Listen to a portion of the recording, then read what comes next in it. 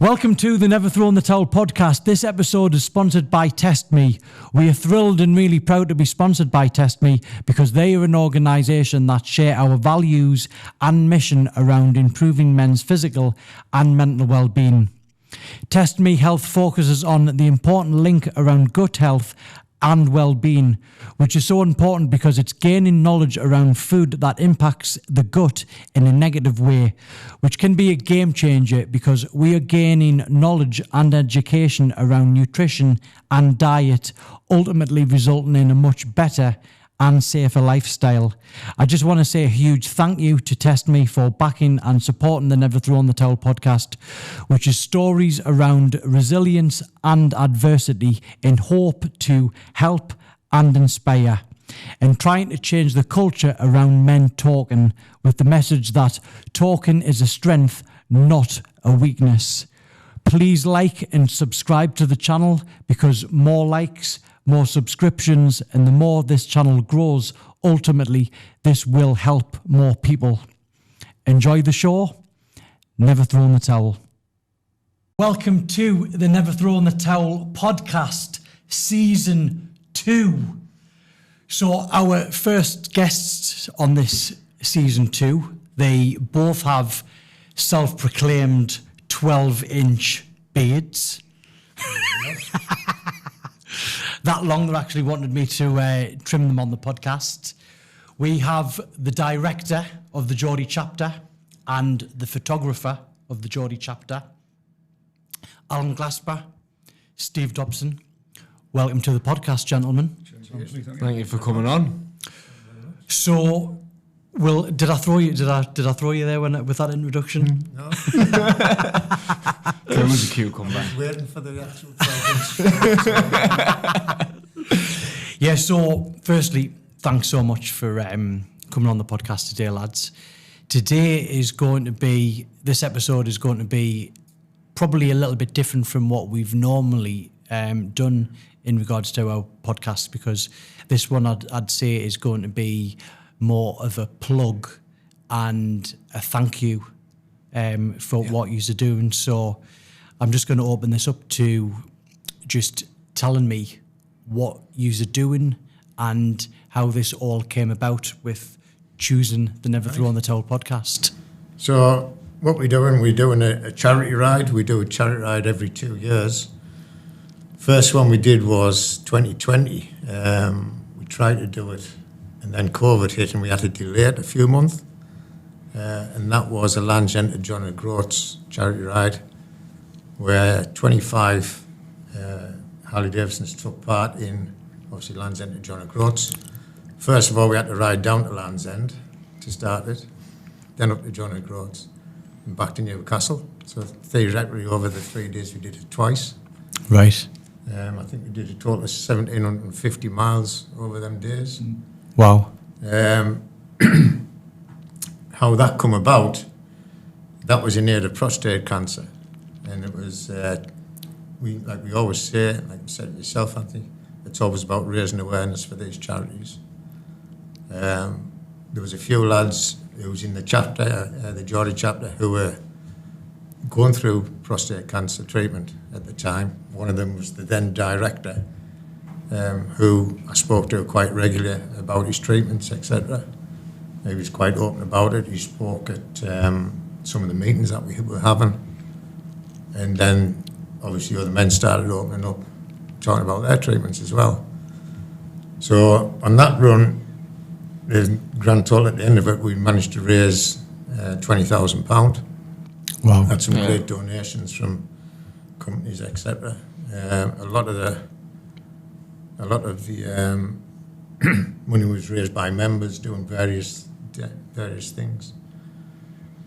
Moving on to 2022, I lost my mother when she was suffering from dementia, and one of the other lads at the same time in 2022 had recently lost his mum as well, and we were looking for a charity to sponsor. With the Prostate Cancer UK one, we felt like 20 grand to them was like a drop in the ocean. obviously they get some big funding from elsewhere. So what we wanted to do was try and find a local charity, which kept the money local as well. And we found one called the Chrysalis Club in Tynedale, which is just outside Hexham. Went up and met them. Lovely people, lovely women who were running it. Got on really well with them. They explained to us they only had one person who was paid, which I think was the treasurer, I believe. All the rest were volunteers. They were looking, the rent on the building that the members that they call them, not the sufferers, the members they call them, was something like £1,000 a month. Needed work doing on it as well. So we sat down with them, found out what they needed, and we decided that we would do that ride for them. Bro. We did the full coastline of Wales, wasn't it? Yep. Which sounds quite easy, believe me, it's not. It's like 12 and 13 hours a day in the saddle, in and out of all the nooks and crannies of Wales.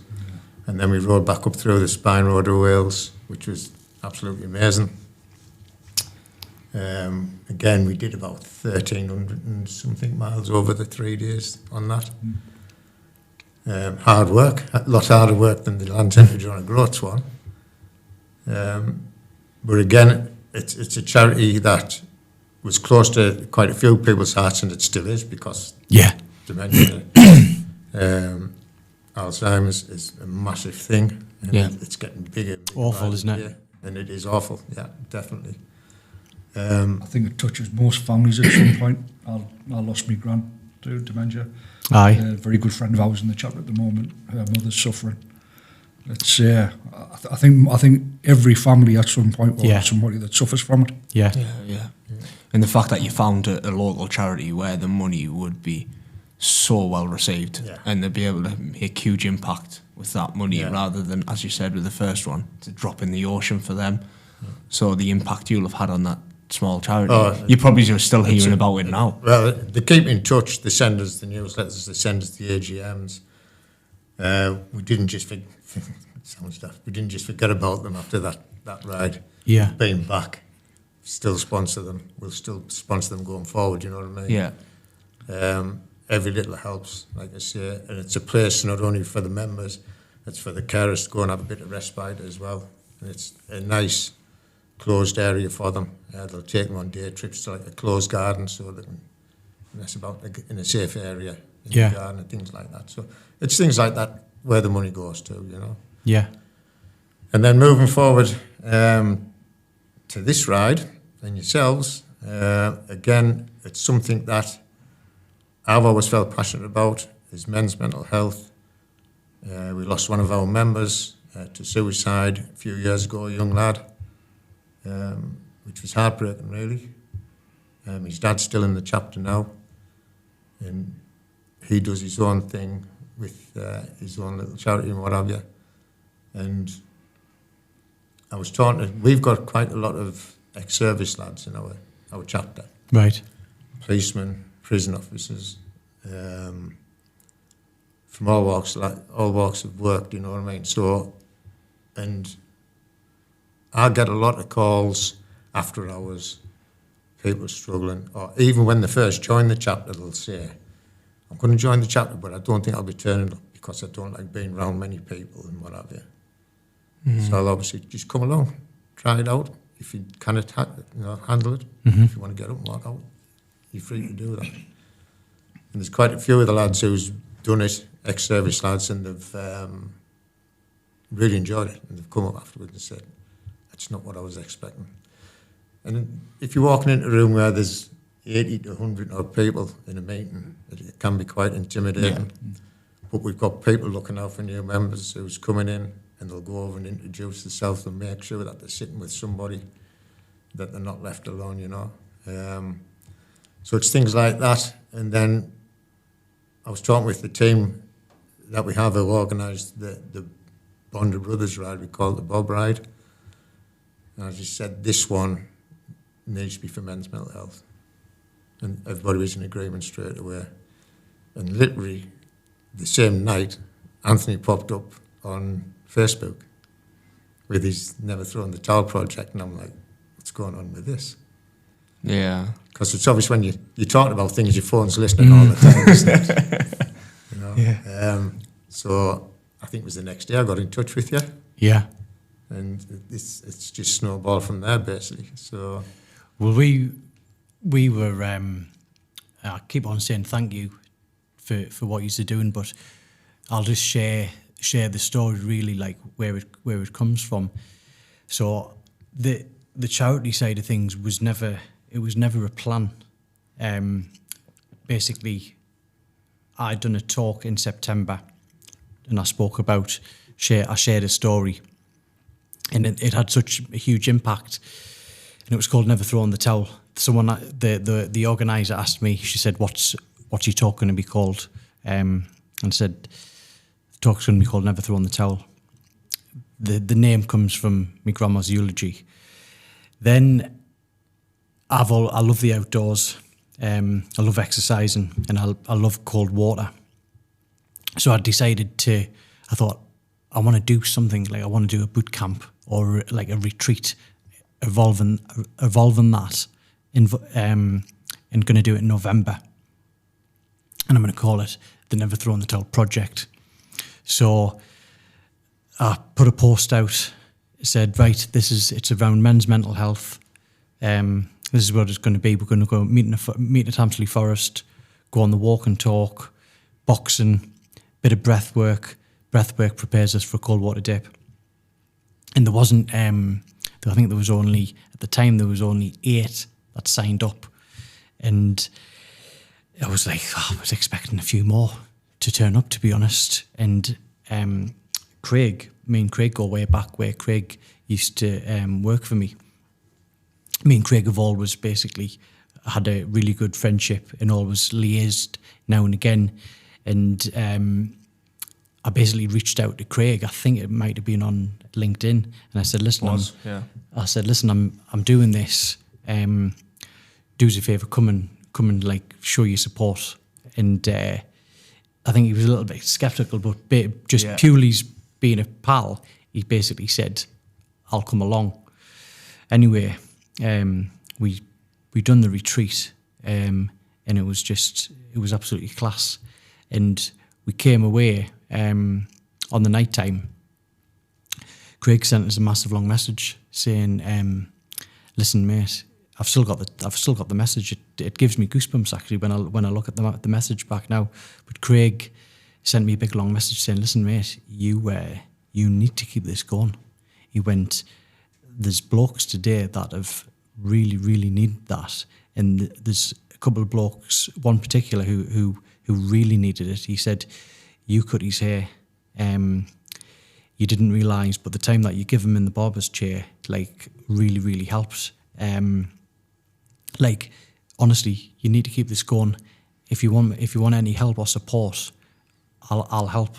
So me and him met for coffee a couple of days later and discussed it, and we said, right, we'll do a second one. Done the second one, then there was 31 blokes turned up on the second one, and it was just like, that was amazing. It was unreal, wasn't it? It was. And right at the end, we had the 31 blokes all in the cold water, and we all dunked under, and I said, right, count to 10, we're all going to dunk under right at the end, and all of us dunked under, and everyone was just like, came up, they were like, "Fucking come on!" Like, the big picture. Blokes, it got captured that moment. Blokes were cuddling each other, like high five and handshaking. It was a real magical moment. So obviously, because of the jump, we were like, right, we'll do a third one. We've done the third one, and 72 blokes turned up. ITV, Tainties News had clocked what we were doing. And then there was I'd actually spoke to a bloke called Paul Suggett, who's the director. Me and him met, and he was like, "This needs to be a documentary. It's absolutely amazing what you're doing." So we had the 72, and it was just like wallop. And then we had you reach out. And by then, when we had the 72 guys turned up, people just assumed that we were a charity. But we weren't. When we realised that there was going to be like loads coming, we didn't know there was going to be 72 coming, but we didn't have enough boxing gloves. So me and him we were on the phone, and Craig was like we need to raise some money for equipment because we haven't got it. Insurance. There's loads of others. We need cones, and there was only me and him who organised the day as well. And like that day, it was epic, but I didn't really enjoy it. I wasn't able to enjoy it because I was having to rally round looking after that amount of blokes. So how did the get in? How comes it like they doubled in figures? Was it friends, people bringing friends, or was it? Yeah, I think a lot of it was when people went away after, and they've been like, I've just had a mint day with a bunch of blokes. I've done something I've never done before with regards to the cold water. They're doing another one next month. Do you fancy coming? And then one guy had then turned into bringing 2 mates, or family, dads and sons. That was one of the best things to see was there was a couple of like dads and sons who were and seeing how they bonded and then them giving us the feedback of how it was for them and stuff. That was absolutely amazing. But like I said, we people were assuming we were a charity and we weren't. And then me and Craig were basically saying, like, imagine if we put these all over. This would be, and then you got in touch. So then when you sent me that text message, and then I rang you on the morning, and then I rang Craig and I went, like, there's these bikers want to do this ride for us and they're going to raise a load of money. I was like, this actually, this kind of like dream. Yeah. And I was taken aback. This is actually going to be possible. So it is like this is this one act that you're doing. I would say probably is going to be the biggest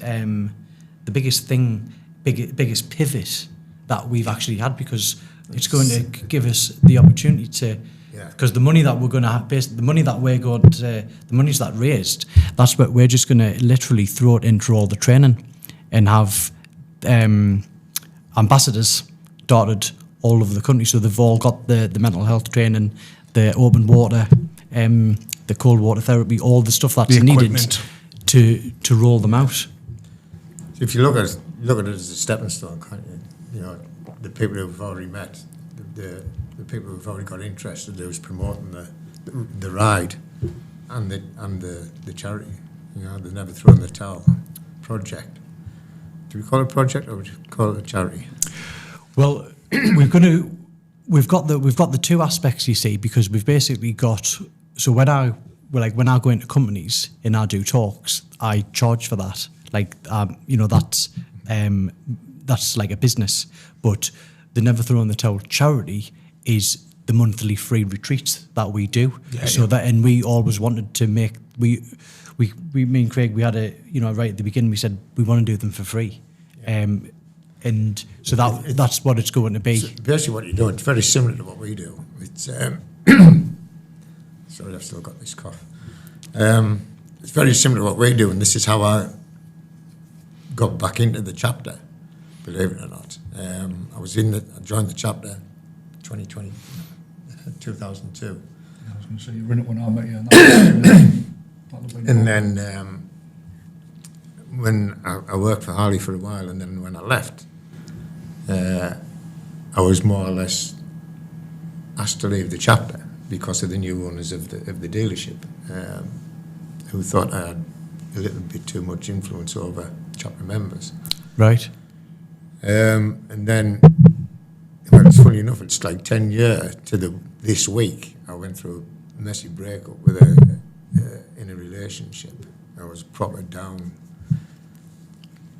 I felt shit and everything. And a couple of friends, Jimmy, who knows you as Andrew. It's better than Neil. And one of the other lads, like Mark Ledbetter, Mark rang me up one day. He says, "So what you do on the weekend?" I said, "I've got no planned. Probably just hang about." He said, "Pack your bike up." He says, "We're going to the lakes." I said, all right, fair enough. And then that was on the morning, Thursday morning. Thursday night, Jimmy rang us up. He says, what are you doing the weekend? I said, I'm going to the lakes with Mark. Oh, yeah, all right, doesn't matter then, I'll see you sometime. I said, all right, fair enough then.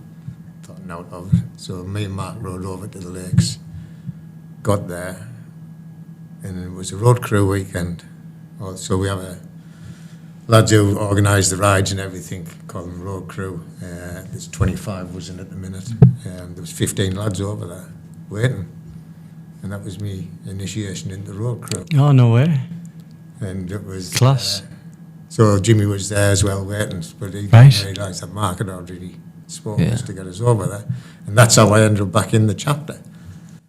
Did they know you were going through a hard time? Yeah, literally. Oh, really? That's great. Oh, really? Aye. Was that like lovely them reaching out? Yeah. Oh, wow. That's amazing. That's good. That's good friends. That. Yeah, and it's... That's class, that.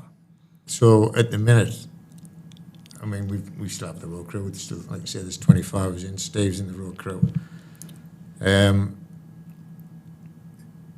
we are a close bond.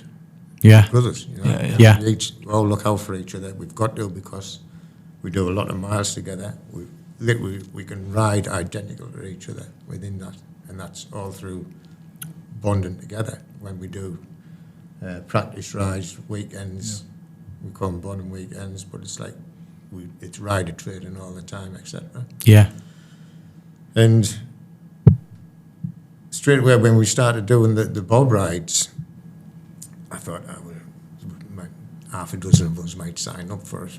The first bob ride, we had 43 signed up within like 12 hours. I was like, shit, this is too many, you know, we're going to have to narrow it down a bit. But it was all the road crew lads who'd signed up straight away, but it was open to the chapter. Second one, we had 33 on the ride, didn't we? Mm-hmm. And this one, we've got 25 doing it, which is a manageable number, because it takes a lot to get 25 people around. This ride we're doing, because we've done England to Scotland. Second ride we did Wales, so this ride, obviously we need to do Ireland. Right. So we're following the coastline of Ireland, which can be a bit rough at times. I'm hoping that they've tarmacked the road since the last time I was there. They seem to be good at tarmacking, don't they, the Irish? So we're doing Ireland, and we're going to do mostly the coastal route of Ireland as we can. First day, although we're riding up... There's your rough route there. Yeah. Although we're riding Yeah, is up... that the same as mine, yeah? Yeah. We're riding up to Stranraer on the Tuesday, and we're stopping in Stranraer for the night. And then we get on the very first thing in the morning. Riding down to... first of all, we're stopping at Belfast Harley. Have some breakfast there. Riding down through Dublin. We cannot stop for the night in there. What's the best, the ride or the banter with doing all it? of it. Yeah. All of it. It's just like... It's the whole experience. Yeah. I think not all, but like a lot of blokes, they love being in a community.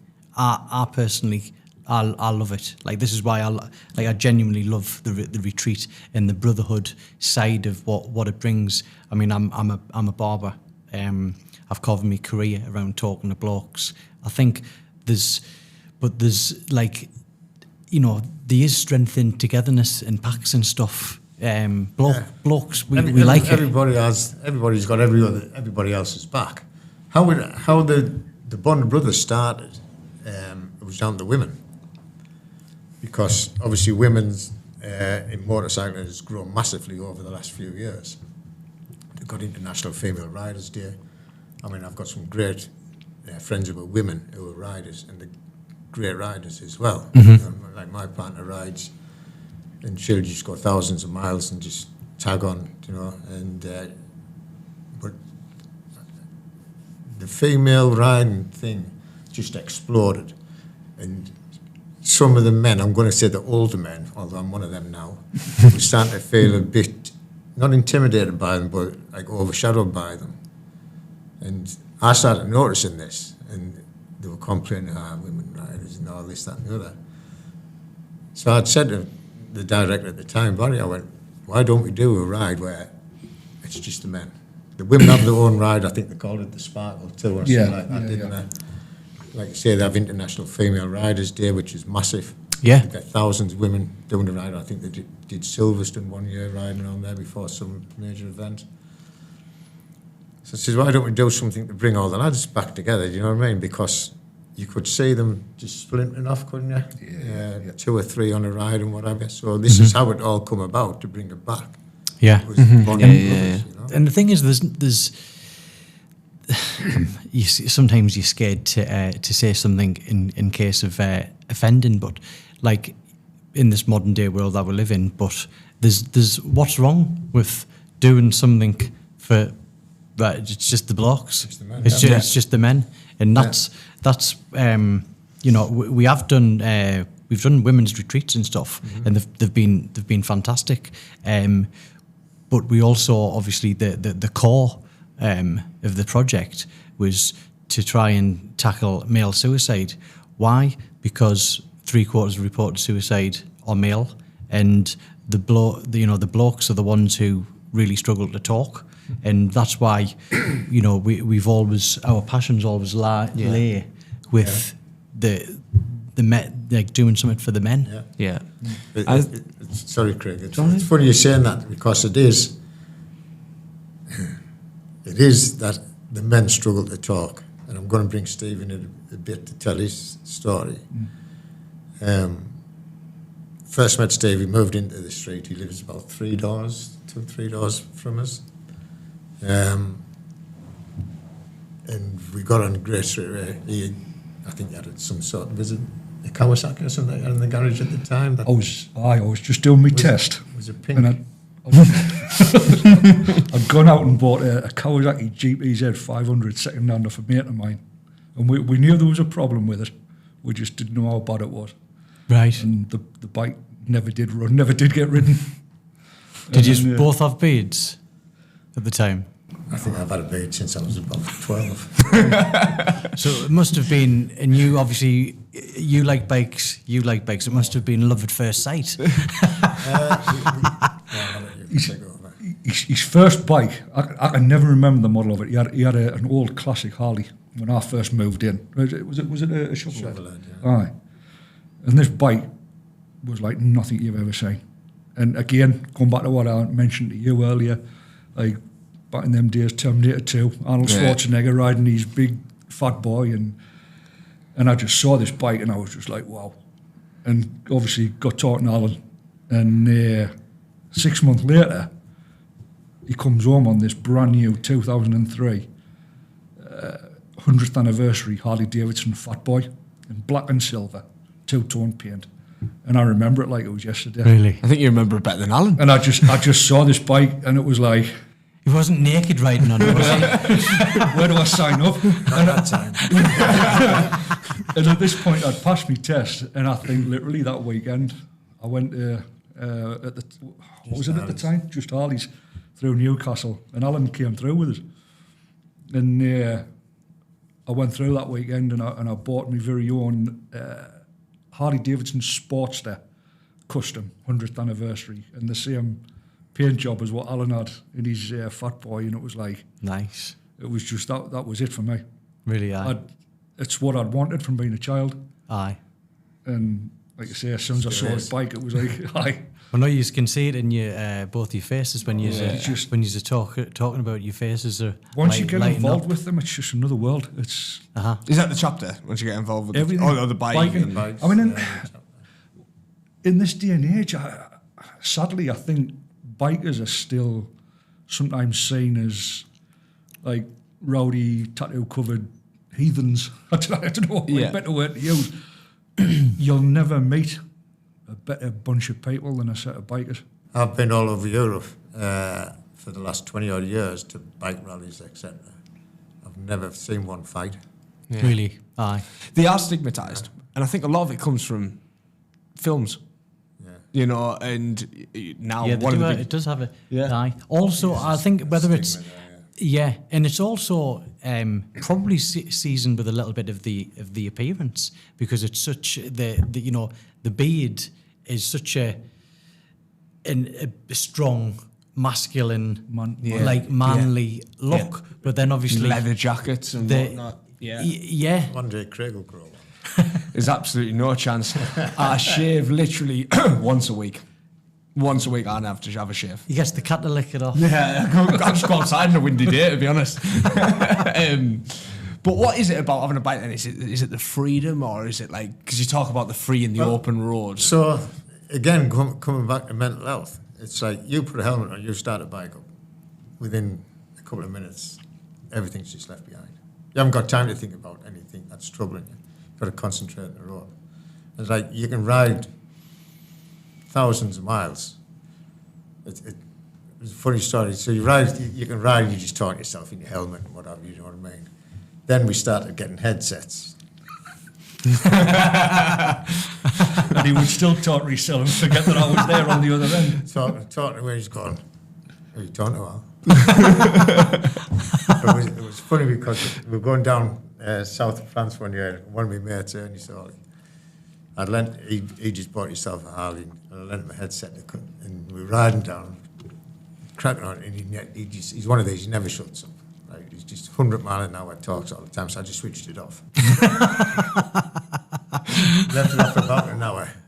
And going down, I thought, it's nearly time to pull in for petrol. I think there's about 12 of us riding down, all from Spennymill, all Spennymill lads. And I switched it on, and he was still talking. And I went, we're going to stop for fuel. And he, right. So he stopped. He goes, so what do you reckon then? Like, £1. He's going, we listened to what I was saying. I was like, Ernie, switched it off about 60 miles ago. But it's just a laugh, and it's like when you stop, isn't it? You stop for fuel, you always have like a coffee or a smoke break or anything like that. The crack is just unreal. Like, yeah. Like there's no stress, there's no worries about now. All you talk about is what you've just done in the last couple of hours on the bike, or what you've seen, or and it's any stresses. They just, as soon as you pull that out, Aye. I think that whole thing for men, they love being in a group. A lot of men do. They love being in a group. They love being a part of something. I mean, I stopped playing football about 3 years ago, and all of a sudden that was my group, and it was gone. You know, every Saturday I'd get up and I'd know, right, I'm going to play football. I'm going for a few beers with the lads. And then when that went, it was gone. And I was like, I'm not part of anything anymore. You know, and I thought I need to take up something, and I took up golf for a bit. And again, it was just being a part of something. I know you're playing. And then having a few pints after, like, a round of golf with the lads. But it was about being a part of something. So with you, what you've got, although it's individual, you're still in that group, and you get to have that crack. And I think, you know, men need to see more, and that's what we're trying to do now. We're trying to create this group. And you don't have to have a mental health issue to come along to these retreats. Yeah. We've got men that come along to be a part of something, and they want to be associated with never throwing the towel. I was talking to one bloke one day, I said, so why have you come along? I mean, he turned up in a lovely car, and he was really well dressed. And initially you think, what could he have? Problems? You know, when you look at somebody, you think, what problems could he have? But you can't. Everybody's suffering for something different. It's a hidden illness, isn't it? Exactly. And I said to him, I said, why have you come along? He said, well, my wife's seen it on Facebook. And I said, all right, okay. So I said, so are you struggling? And he went, I'm not. But the problem is I don't have anything for myself. He said, I've got a really good job, but I work 60 hours a week. And I come home and my life is about the wife and the 2 kids. I don't do anything for myself. And the wife wanted me to come along to do something, to get out the house, to meet people. And he said, I'm having just a mint day, just being around a group of blokes, whether we talking about football, whether we talking about cars, bikes. It was just him, and he comes now, and I think he's missed one since his thing, but he tries to come to all of them just to be a part. That's the magic of it. That's what the magic of it as well, though, is when we, you know, there's a couple of blokes who they came to meet new people, and that was their focus really. Yeah. And then to see them meeting up for a beer themselves, and other groups forming purely just from the project, that's where me and you go, like, this is exactly But this was the plan. This is like how class is this? What we've created here. It's amazing how you come across people as well, because you've just said there, you would see this bloke and you would think you had everything that you wanted in the world. Yeah. I did a job just before the holidays. It started in February. Should have took us a month. It took us about 3 months in the end. I don't know if I spoke to you about it before. He was an ex-policeman, this lad, and he was, I hope he's not watching this, he was the biggest pain in the arse you could meet. Right. But he was a lovely man as well. And I saw what his wife was going through. I saw what he was going through. And I think I was the first one to pick up on it, like with all the lads, all the contractors that were there. And and I saw his wife suffering because of his outbursts and what have you. And it ended up one day there was just me and him in the house. And I ended up putting the tools down. I said to him, talk to us. What's the matter? And literally, and he's a big lad, same age as me, and he just burst into tears in front of us. I was just tell us what's going on, you know. I actually told him about the project, and I was saying, just turn up. If you want, I'll come with you, you know. And we had quite a few, I'm going to say lessons, we had quite a few episodes like that, where he was going through a really bad time, but it was the stresses of having work done on the house, although we tried to make it as easy as possible for him, and things like that. And his wife, couldn't we thank us enough for actually getting him to open up and talk? Aye. Because he retired just after COVID, and he was a traffic cop. Then he went on to custody, and he just couldn't hack it. And I think with him, what you just said, with him leaving the force, and he didn't have that bond with any blokes anymore, didn't say it anymore. Yeah. And I think he did play golf, but he stopped playing golf because he couldn't bear to go out and what have you. Aye. By the end of the job, he started coming round a little bit. Do you know what I mean? And I hope he, Aye. I hope he does. I think keep in touch. Well, he does keep in touch. I hope one day he does turn up at one of the retreats. Yeah. So I think blokes that if I you've got to be able to recognise the signs as well. Yeah. And it's great. It's good that you've obviously got that, and that's what sometimes you just, if you see it, I think I've got that in me, and I think it might be the repetition of being a barber and talking to blokes and stuff. Sometimes, I call it the not all right.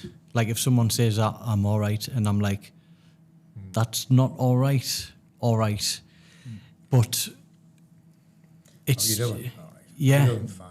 Yeah. Did you not find that with men all the time? Yeah. Do you know, like, it's women, the go-to answer, isn't it? they'll get the push chairs and they'll all meet up and go for coffee and they'll whine, but it's a healthy whine. You know, I'm sick of him, toilet seat's always up, he's always leaving his clothes on the floor. But they're venting, they're getting things off the chest, and it's only little things, but it stops them from building up. I got the pub with one of my mates. How we doing, mate? Yeah, sound, yeah. You? Aye, sound. Do you want a pint? That's it. That's all you get. You don't get, but actually, struggling a bit at the minute. Because it just builds up and bottles up. Whereas like this, I hope he does come along to one, because I think we're trying to change the perception of these retreats now as well. You know, we're trying to change a culture. Yeah, absolutely, because I think people are looking from the outside and going, well, I don't class myself as having a mental health problem, so I can't go.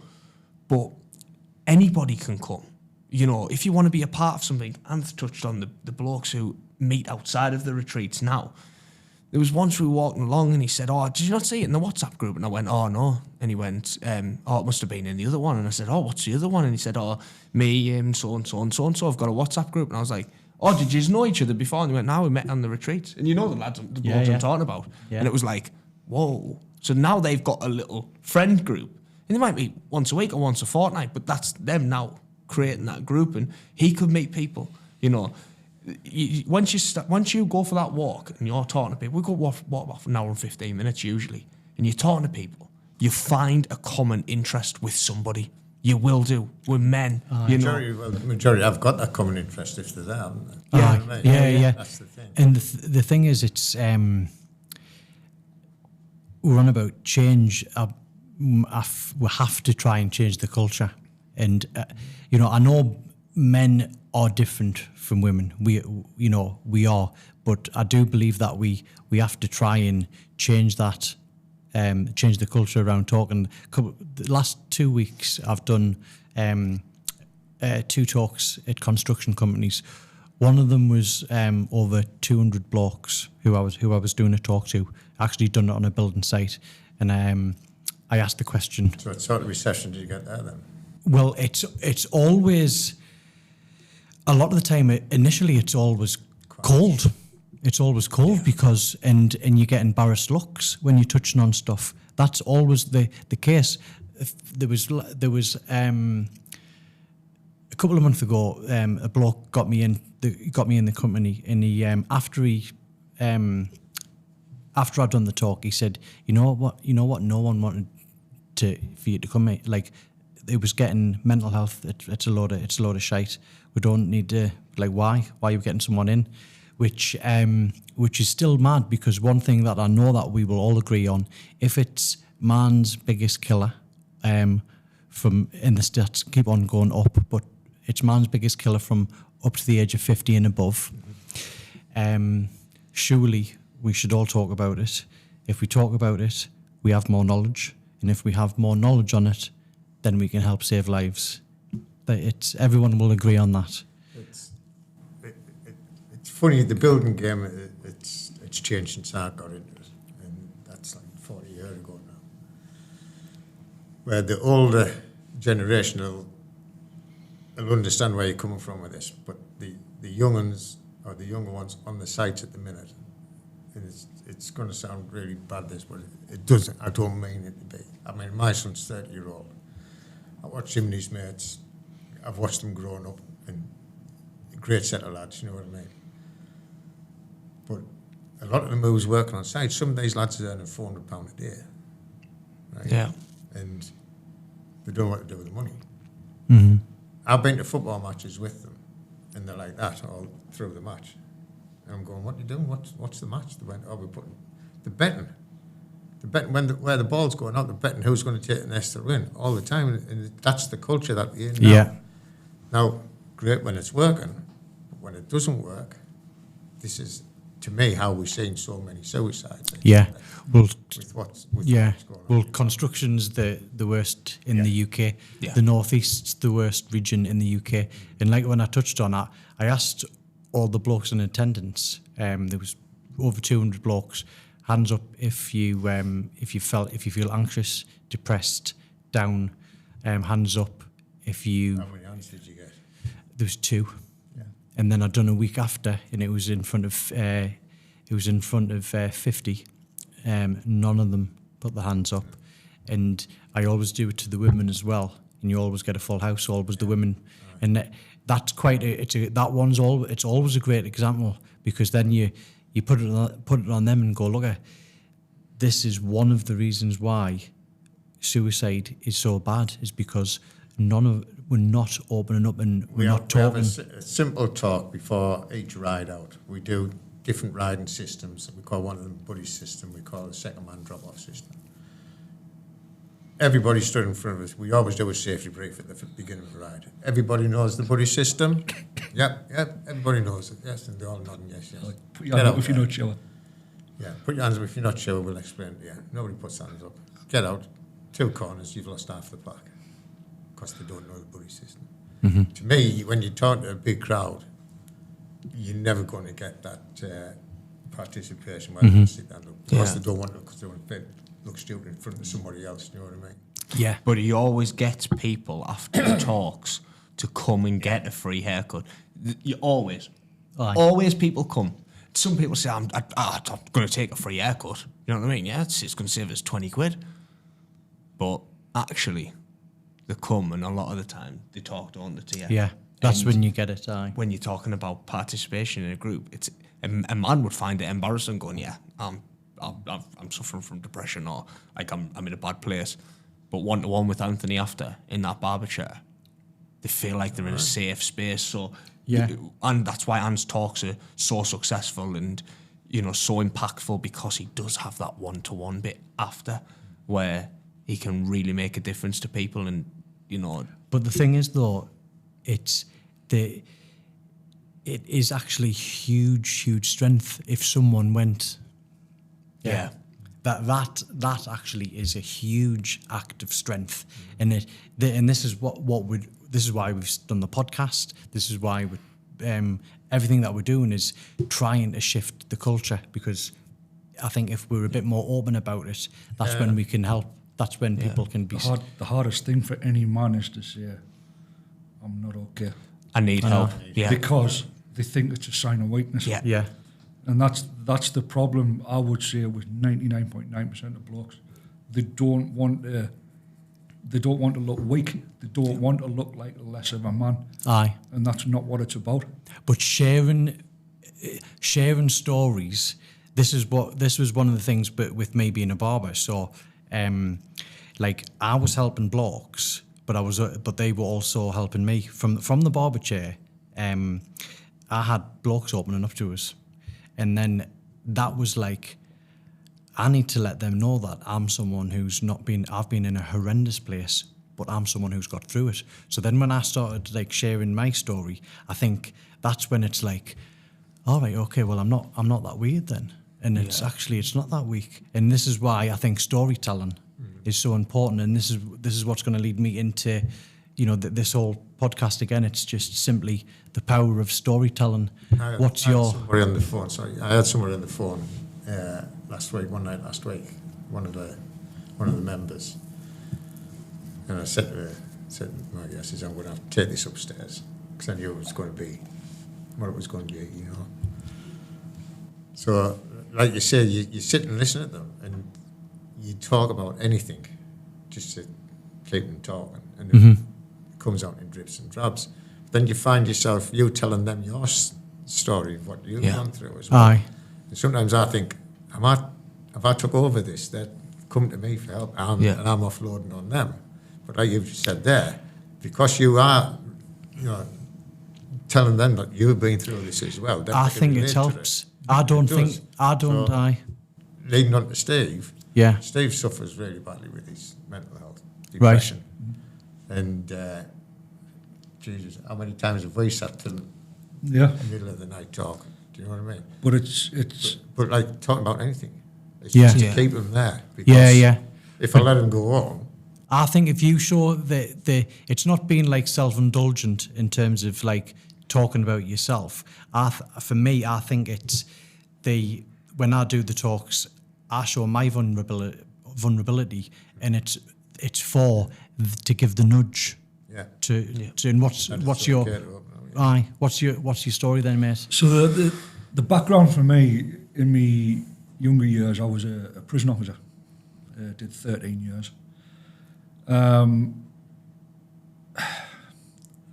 It was literally a rough time from the moment I went through the door. Part of it through lack of life experience. I was a young lad, didn't have my arse from my elbow, to be quite honest. And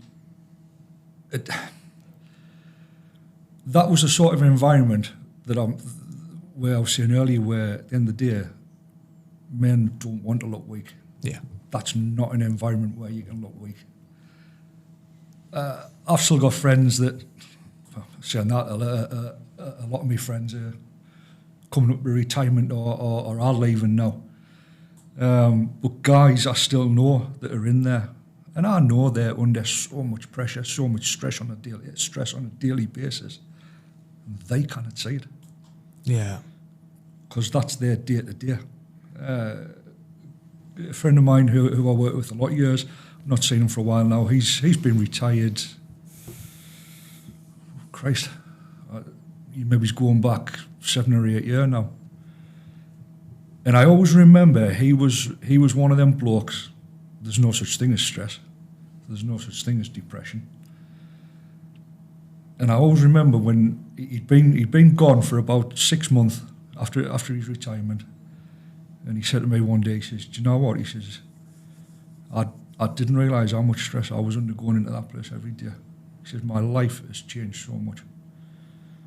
Because he'd removed himself from that environment. And I think that's the same no matter what job you do. Every job has its stresses. I mean, Christ, if you look at the services, paramedics, NHS, police, Christ almighty, I mean, the things they're up against at the minute. Well, it's called secondary trauma. That's what it's technically called. It's they deal with a lot of secondary trauma. It's all that hostile and bad things that they see, and they get affected. Yeah. But you don't realise at the time. Yeah. Yeah. Eventually, as I was coming to the end of my time, I was actually diagnosed with PTSD. And there'd been odd incidents, nothing that I would class as major, or nothing that I would class as major. But even just things like dealing with suicide and finding people hanging and things like that, it's strange when things like that become part of your day-to-day experience, and you don't process it. Mm-hmm. And when I was really suffering badly with depression towards the end of my service, and I got diagnosed with the PTSD, it wasn't till then that I realised, like, basically how, in what a state I was in, really, and actually admitted to myself that I can't cope. Mm-hmm. I literally could not cope with day-to-day life, and I think until you've been in that position, mm-hmm. it's hard to convey how bad it is to somebody. Mm-hmm. How did you get through it? What was it? I've got to be careful how I word this, because I don't want to be seen as anti-counselling. Okay. I tried counselling; it didn't really work for me. I've tried it on more than one occasion, but I think, like Alan's touched on, just having friends who appreciate what you're going through and who are there for you, and being part of something. All joking aside, having the bike, I know for a fact, if I was having a bad day, a really bad day, and I just wanted to get out the house and disappear, I would ring one of a dozen people and go, are you up for a chat? Are you free? And they'd make time for us. So it's like having your friends and having that, and being part of something and have that group of people, that was the thing for me. Yeah. Might not be the thing for everybody. Counselling might work for some people, and I would never say don't try it, because it is something that is proven to work, and it does work for some people. I think it's there's no one shoe fits all approach. No, there can be different stuff. That's why we so different to what's out there at the moment. Would you say? Yeah. You know, a lot of them they meet as a group on a Tuesday night, and they'll sit and talk, and that doesn't work for a lot of men. You know, it works for some, and if it works for them, brilliant. We offer something different where we're getting you out, we're doing fitness, we're doing something a bit different with the cold water, and it's that ours works for some, but we've had blokes that have come along and gone, this isn't for me, and that's okay. You know, we'll help them find something else that does work for them and that suits them better. But like what you've said there about, you've got that your group where you can rely on somebody to listen to you. So I'm just wondering whereabouts you're at in your journey now. There's good days and bad days. I think at the minute I'm in a pretty good place. Like Alan says, you have your good days, your bad days, and you do have your times where you start to slip back into old habits, and you start to feel down, you start to feel depressed, and it's very, very easy. And I've done it myself, and this is where anybody like myself who likes being part of something, likes being in a group, do not under any circumstances hide away from the world, because that is the worst thing you can do if you're that sort of person. That's taught from experience. Like, I've done it myself. Yeah. where you literally just want to close the curtains, not answer the Barricade phone. yourself in, innit? And is there anything in particular, like, you know, say when you go into that dark headspace or depression, is there anything in particular that triggers it? What is there any form of trigger? What do you think of when you're in that place? It can just come, can't it? Yeah. That's why they call it black dog, isn't it? It can just come at any time. Have you seen? So it's you've mentioned something there. Have you seen the video, my black dog depression? Have you ever seen that? I've seen a few different ones. It's a great video. It's called My Black Dog Depression. Anyone? Rings a bell. I think I may have seen it a long time and ago. it shows, for me, it's very, very powerful because it shows, the video, it shows a man who's basically going through depression, and this dog keeps on getting bigger. Depression keeps on getting bigger, and it finishes on the end of where he starts getting the dog on a leash, and he starts doing things, and he starts talking, and he starts doing all these things. He starts exercising, and the dog starts getting smaller and smaller, and it just shows, actually, I might actually have to live with this depression, but I'm aware of it, and I'm doing something about it, and I'm keeping it on a leash, and that's what I think. That's what I think you've sometimes got to do. I've got one lad who's a close friend of ours, and I've been a good friend with him for a lot of years, and he suffers really badly with depression. He's got a great job, etc. And he's a great lad, and he's a fun lad to be around. But there was a time, maybe it's a couple of years ago, where there was just something wrong, and we didn't speak for a while. And he got it in his head that I didn't care anymore. But at the same time, I was going through the same what he was going through. You know what I mean? And we just, for some reason, we just didn't contact each other. And it led to a massive split until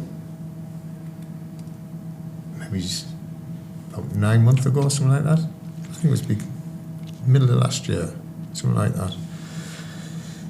We stood in the car park, we'd had a meeting, we stood in the car park, and I went across and I spoke to him, and he says, "What's going on?" He says, "Why are you falling out with us?" I said, "I'm falling out with you." He went, "Have you not?" I went, "No." He's like, "Oh, you know," and I'm like, I went, "No, it's the first time we've met up. Let's fucking talk this out. Let's see what's what." And it was just all in the head. That's all it was. Aye. Yeah. Because, like Steve said, he had himself away. Yeah. Didn't want to see anybody. And everything was just escalating in his head, Yeah, getting yeah. out of hand. We always, aye.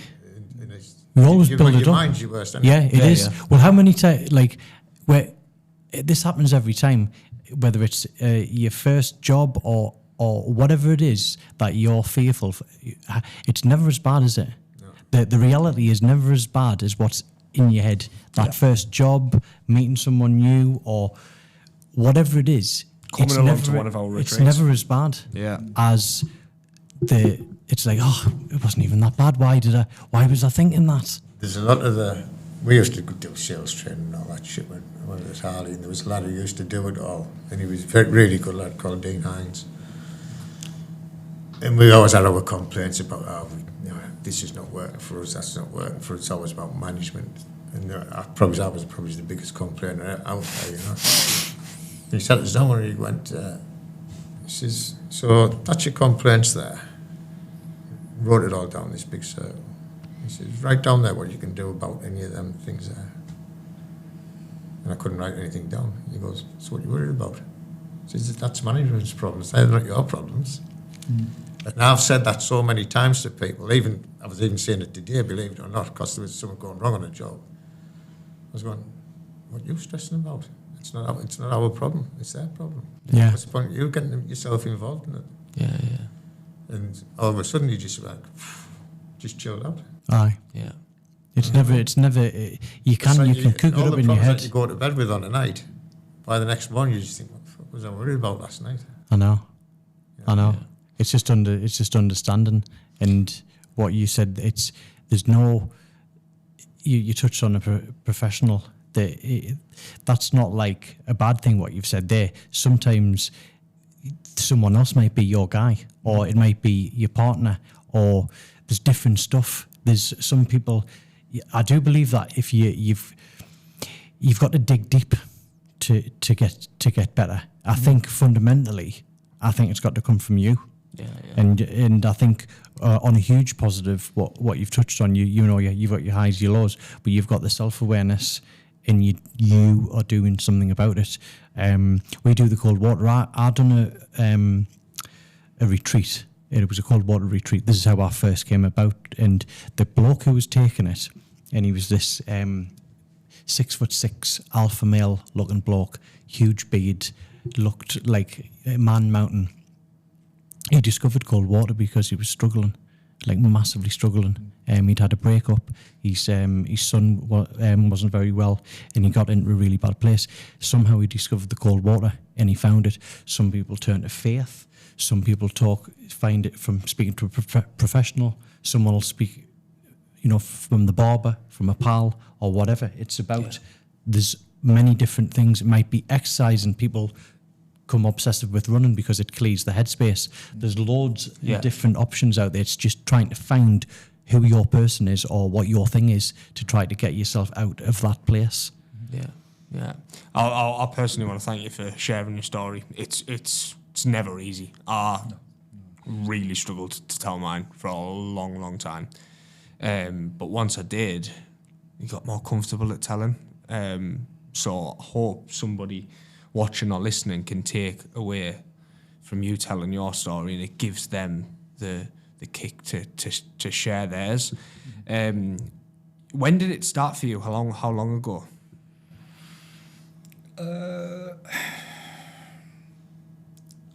I would say when I first really realised that something wasn't right, probably was about 2008.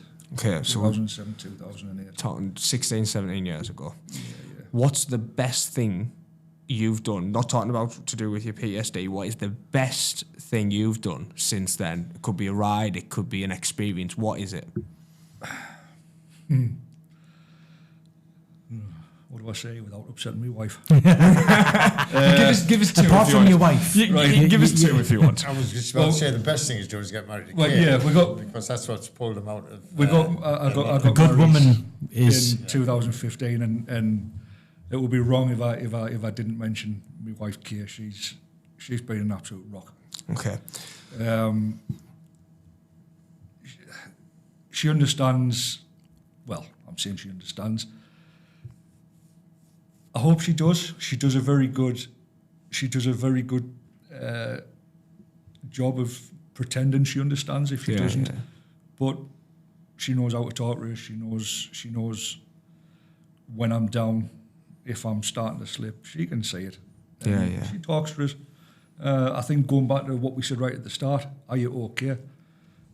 If somebody asks you and you're not okay, talk to them. Mm-hmm. And my wife will talk to us, and I know I can talk to her the same as I can just go knock on Alan's door. I'm on a shit day, mate. I've come to have a bit crack. Yeah. When did you make it? The best thing you did was sell that fucking Pan America and got it. Piece of shit. When did you make it? Christmas. Well, sorry. I initially met her in a professional capacity in the prison service. Okay. She used to work on the prison vans that used to escort the prisoners. And I think the first time I ever spoke to her, upset her, and she basically called us an arsehole, and I don't think we spoke again for another 2 years. Been the same ever since. And then I bumped into her in the gym, but I was a lot slimmer then. In Christmas 2012. Okay. Bumped into her gym and we got talking. So it got really bad for you in 2008. If you'd have give up then, you'd have never met Kay. You'd have never got married. You wouldn't have had the experiences you've had. Yeah. That is, and there you sound like some of the best. Obviously, getting married is, it's supposed to be once in a lifetime. but you would have never had that experience with Kay had you have given up in 2008. It's supposed to be once in a lifetime. I've never met a man yet who hasn't been happy over his second wife. But like the point I want to make is for people who are struggling and who are thinking of giving in, the experiences you can have when you don't after can be incredible, can be amazing, and you would have never have had a chance to do that. It's 10 years of the week since I went through a messy breakup, and I've had the best 10 years of my life since. Yeah, and you could have give up at that time, but you didn't. Quite easily. And yeah, Well, that's what I say. I use that as an example in my talks. The best things that I've got in my life have come after the worst times of my life, and it just shows the simple power of just never giving in. yeah. So the best day out you're going to have in your life. Not to plug it or anything like that. Well, It's the Saturday afternoon fever, over 30s disco in Durham. Well, I don't know whether you know this, but so you do over know. 30, Anthony, aren't you? I am over 30. I'm 42, and I done me post round on a unicorn. I know I don't look 42, but I used to be a 70s disco dancer as well. Get it. So I'm all over this. Have you not seen Anthony's What, DVD? at Tall Trees. No, so I You used weren't one of to. the Brutus Gold lot. So I know Nige. No, so I was in a rival group. So I used to be. My name was Chico Importante. Face of Colgate, 1977, teeth of whiteness, source of tightness, and the man with the tan with the disco plan, and we travelled. You're definitely getting up on the dance with me. And we. No, I used to. Our group was called Stretch Limos Boogie Express, and we danced literally. Again, this little. We had a dance troupe, and we literally danced all over the northeast and then up Scotland. You saw the shoes polished up now. Come on. Your spandex. If you want to see his moves before, I've got he's available. His DVDs are still available on Amazon. I've got a 70s disco, Anthony's 70s disco workout DVD. It's horrendous. It's on a flash and dance floor. And but yeah, when's this happening? Then talk me through this. What's So the? this is something that you met Paul, our charity officer. So this is something that him and Mick's put together. So when is it? Saturday the 14th of September, so a couple of weeks' time. Starts at 4 till 8, and it's £10 entry. All the money obviously goes to the project that's raised there. And that's at Bohemia in Durham. Bohemia in Durham, what used to be Love Shack. Used to be Love Shack. Yeah. Did, yeah. So there's quite a few tickets. So I think it cost. And can you turn up on the door, or is it ticket only? What's the situation? I'm not sure. You can buy the tickets on Eventbrite. We'll put a link in the description. And I'll challenge anyone to a dance off. If anyone wants a dance off, I'm prepared to. You've got the Geordie dancer going. Oh no, you haven't, have you?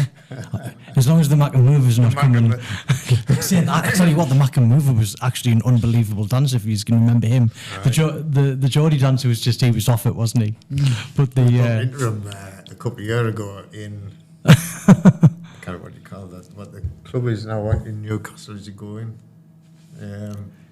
It's a good afternoon session like in there, but he was stood at the bar, and I could see my mate looking. And is he starstruck? He started dancing, my mate started dancing.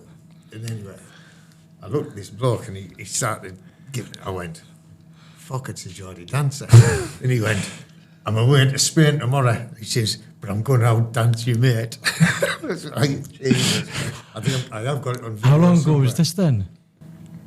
Must be about 3 or 4 years ago. Because I'm sure I've seen recent footage of the Geordie dancer, and he doesn't move as good as he used to.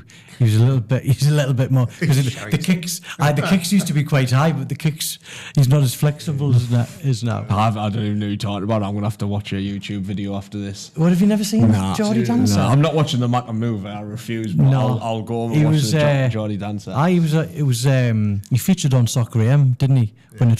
That's how he made his stardom. I'm sure me age, yeah. But yes, get yourselves along to that. If you're in Durham, sure if you turn up at the door, they'll and take the what money off you. I know we met, which was unbelievable. Alan Shearer, who was supporting what you're doing. Talk me through who else have you, like, you know, what are the celebrities and sportsmen and whatnot have you got involved? So one of the lads who's doing the bob ride, he's done them all with us. Like called Tony McGill. He's known as Gilly the Brick. Gilly the Brick, aye. Because he's got his story. He's got the brick and he's in the wall at the stadium of Shine. You're right the first time. So he's got his name there.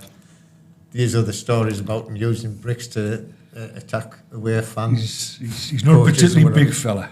Is our big Tony. Yeah. Right. He'll struggle to reach the mic. He's a great lad. But he used to be a football agent. Oh, right. So he's got quite a few intakes into soccer celebrities, etc., sportsmanship. He's had a lifelong friendship with Frank Bruno. Frank supported the last few rides that we've done. Obviously, he won't mind me saying this, but Frank has suffered over the years as well. Yeah. And he's put something together for us, which will be aired at the meeting that you're coming to.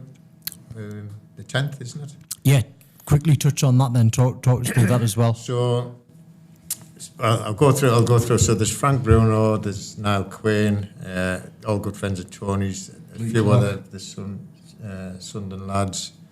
I think Ali McCoy was going to do something for us as well. Big fan of Ali. Obviously Lee Clark, along with Shearer, who backed all the bob runs. Lee Clark's a massive fan of them as well. He always does well. And Keith Duffy and Keith and Brian McFadden have always backed the bob run when they were on tour with the Boys One, I think they were calling themselves.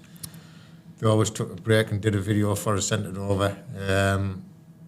Again, down that line, the biggest one that we've had, you probably not even know who they are, and I didn't even get the connection.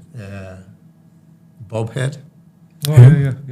Bobhead, exactly. So the two brothers and a father who set away a motorcycle clothing company, Protective Clothing, based in Manchester, or just outside of Manchester. They were actually on Dragon's Den. They got the big Peter Jones, and I think it was Theo.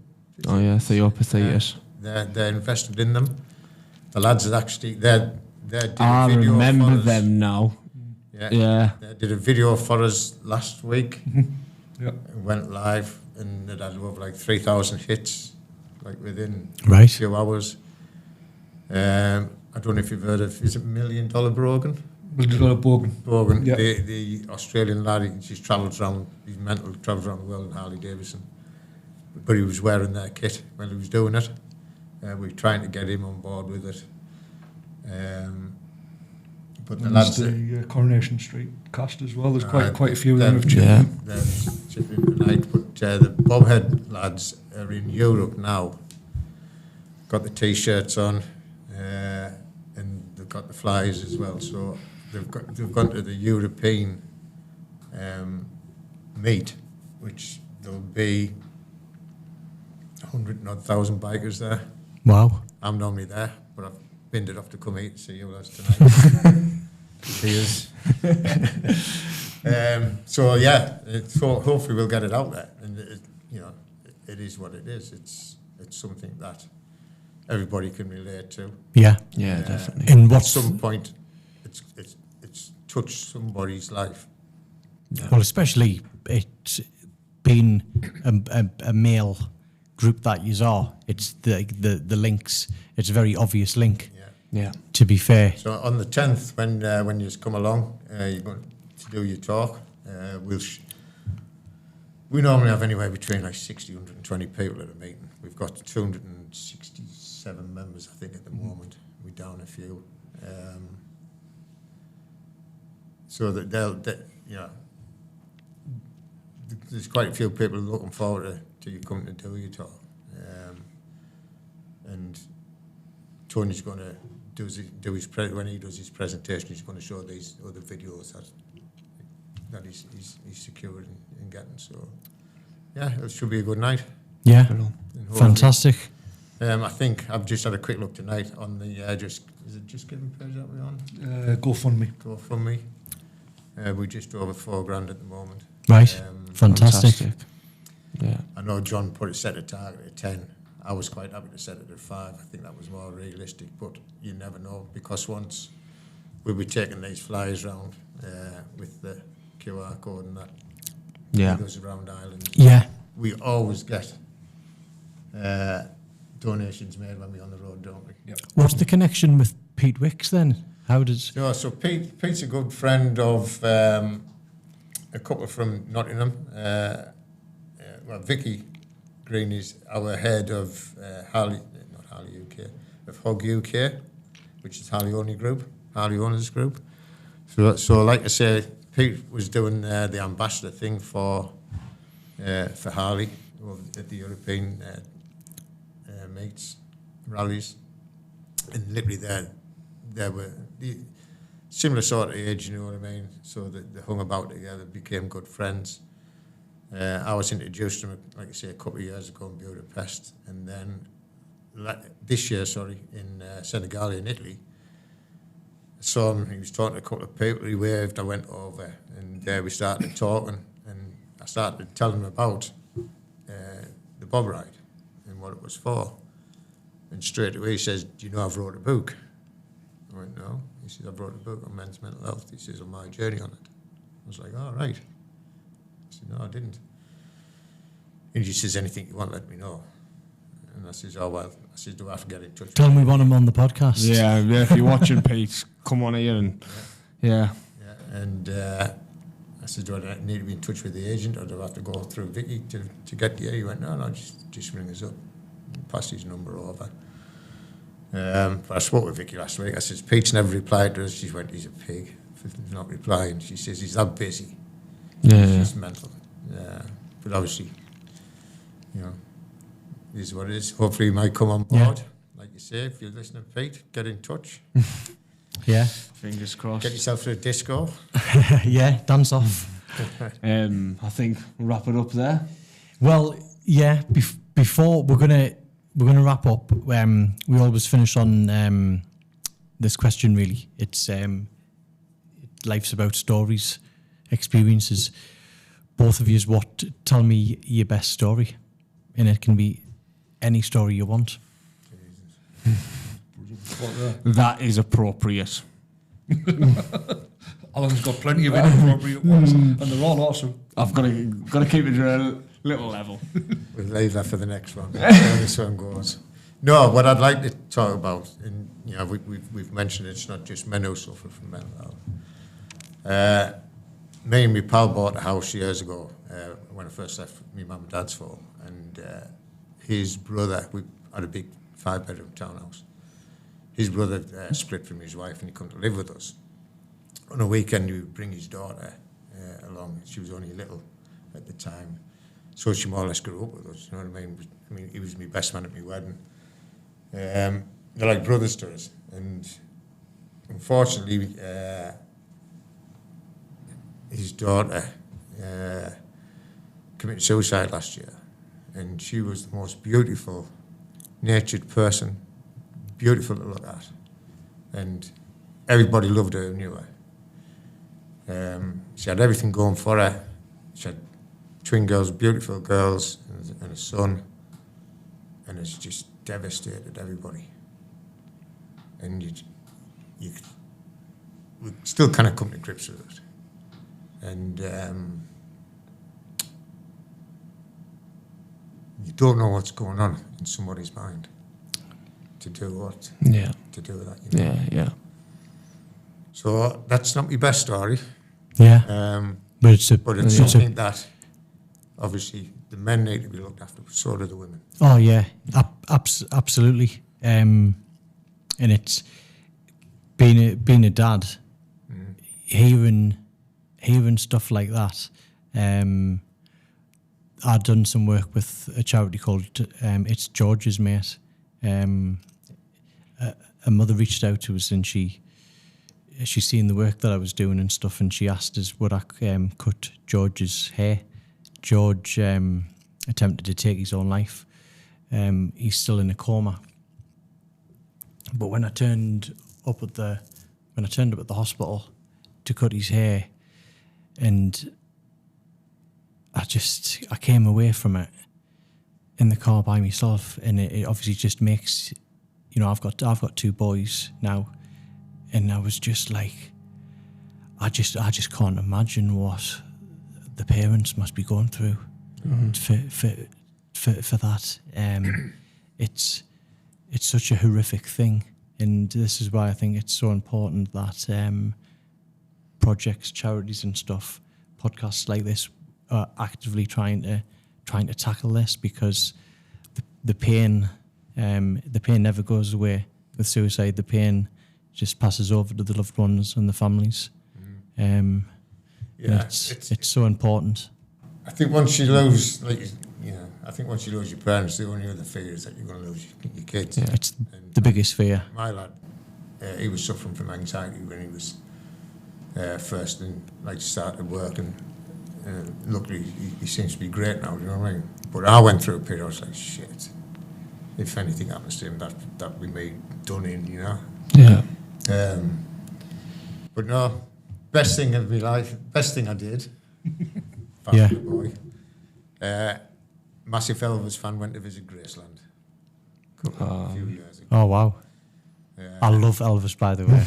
I recently dressed up as him. It was a king. It was the 30th birthday Kings and Queens themed party, and I was like, "Oh, this is an opportunity." Dressed as Elvis.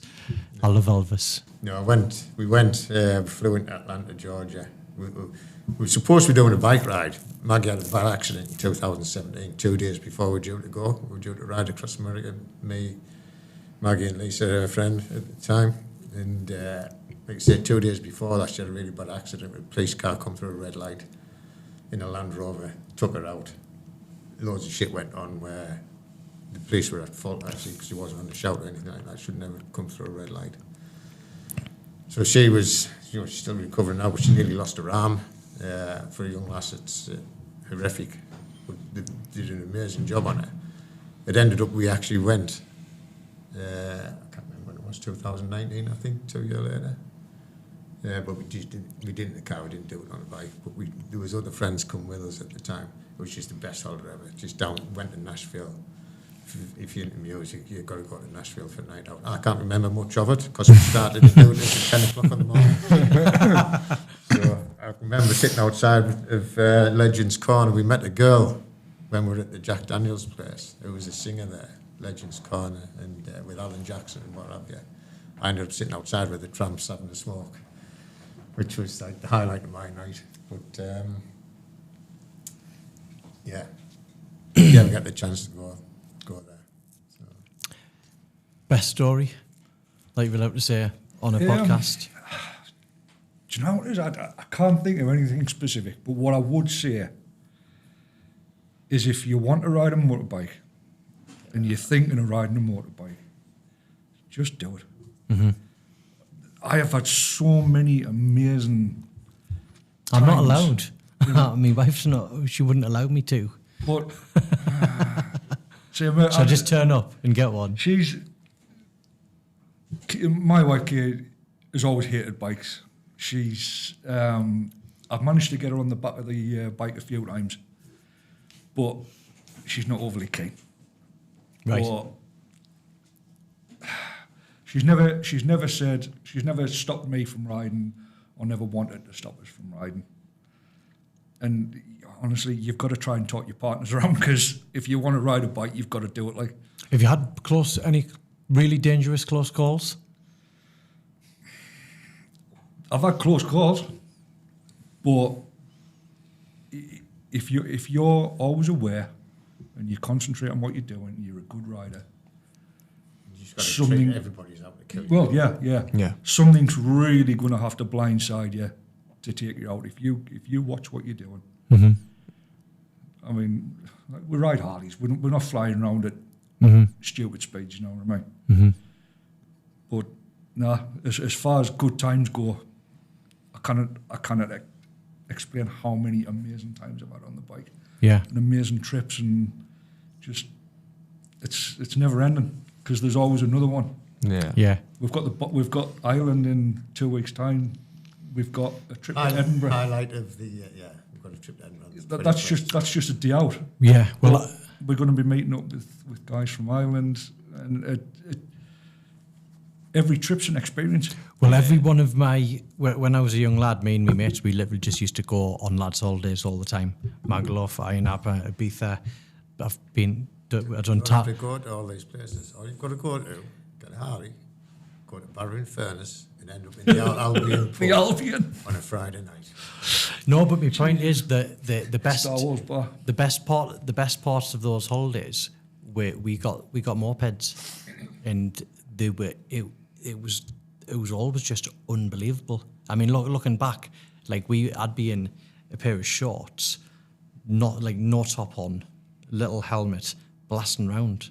I mean, in reflection, extremely dangerous, but it was always. Doing that would be like fucking Little Britain going down.